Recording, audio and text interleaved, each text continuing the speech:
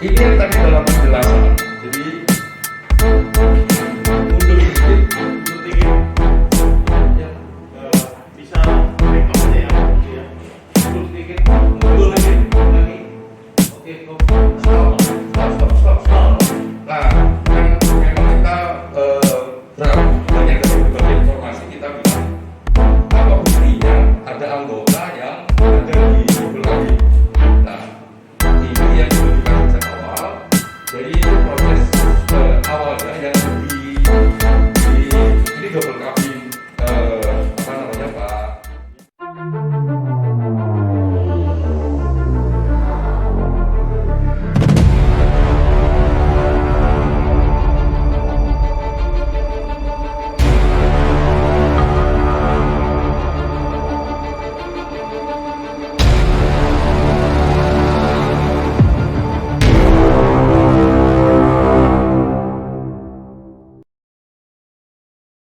Pada saat dilakukan penangkapan terhadap saudara SU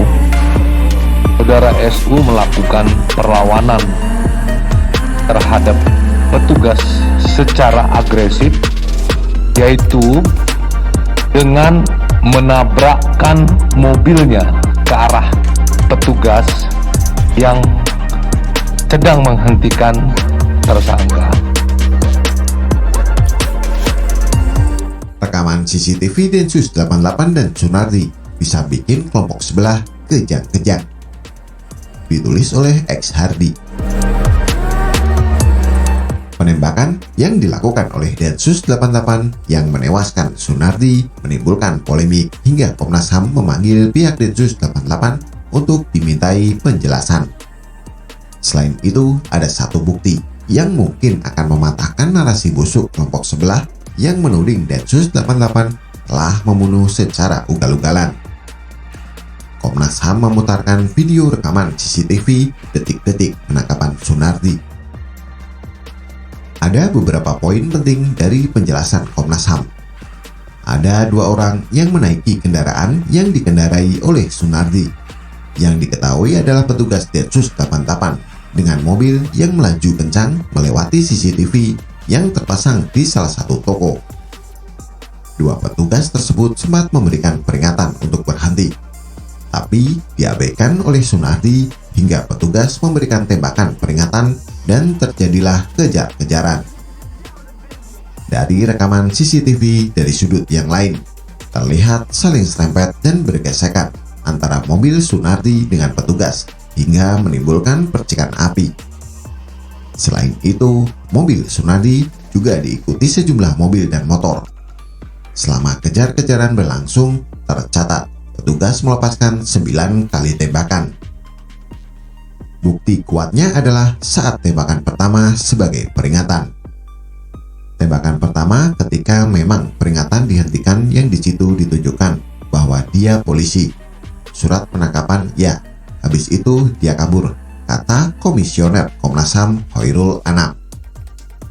Paham ya, polisi sudah menunjukkan tanda pengenal disertai surat penangkapan. Kemudian Sunardi kabur.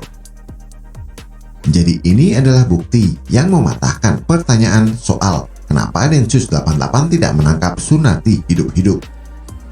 Narasi yang dimainkan Kadrun adalah Densus 88 langgar HAM dan main tembak. Padahal dari penjelasan Komnas HAM dan rekaman CCTV menunjukkan kalau Sunardi melawan dan ingin meloloskan diri. Tembakan kedua dilepaskan, tapi Sunardi tetap menancap mobilnya. Tembakan udara 2 kali, nggak berhenti-henti. Tembak sebelah kiri bangku. Itu kan sendirian, kalau sopirnya sebelah kanan ya kosong, sebelah kiri. Itu juga ditembak dari atas, juga nggak berhenti. Baru tembak berikutnya tembak tangan nggak berhenti, tembak bahu, kaki nggak berhenti, baru tembak dada nggak berhenti. Itu yang pertama. Terus akhirnya nabrak itu, katanya. Kalau tidak salah, rekaman CCTV ini tidak disebar ke publik. Mungkin ada adegan yang di-starbing, tapi menurut saya ini harus dirilis ke publik. atau minimal dirilis bagian yang menunjukkan bahwa Densus 88 sudah mengerjakan tugasnya sesuai prosedur dan pelaku melakukan perlawanan sehingga harus terpaksa ditembak. Tapi ini adalah awal yang bagus untuk meredam liarnya spekulasi dari masyarakat, terutama kadrun yang ingin menyalahkan Densus 88. Banyak sekali narasi yang membela Sunardi. Rekaman CCTV ini bisa jadi turning point yang bikin masyarakat percaya. Dulu ketika Ratna Sarumpait bonyok karena diduga kena bogem, banyak yang mengecam dan pemerintah dianggap harus bertanggung jawab. Setelah ditelusuri dan Ratna sendiri sudah terjepit, akhirnya dia akui sendiri bahwa itu adalah bohong. Dan mereka yang terlanjur menggoreng isu tersebut pada akhirnya malu, cuci tangan, dan mengaku dikibuli dengan tampan sedih. Bukti ini dapat menjadi penghancur narasi-narasi busuk yang dilancarkan kelompok sebelah secara bertubi-tubi. Mereka terlalu kotor dalam bermain.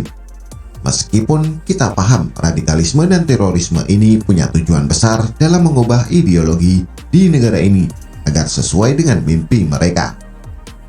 Penghalang mereka adalah Densus 88 atau aparat. Jadi, mereka pasti ingin Densus 88 dibubarkan. Ini logika yang simpel. Kalau banyak yang mengecam Densus 88, bahkan menyerukan pembubaran, patut diduga mereka adalah pembela terorisme atau penganut paham radikal. Atau minimal memang berisan sakit hati yang tujuannya hanya ingin menyerang pemerintah. Kalau main kasar dan frontal, maka mereka akan kesulitan karena akan dianggap sebagai penjahat. Tapi melalui narasi, mereka bisa membalikkan fakta dan menyerang balik dengan memanfaatkan ketidaktahuan dari masyarakat. Masyarakat dipancing emosinya sekaligus dikibuli dengan narasi tadi.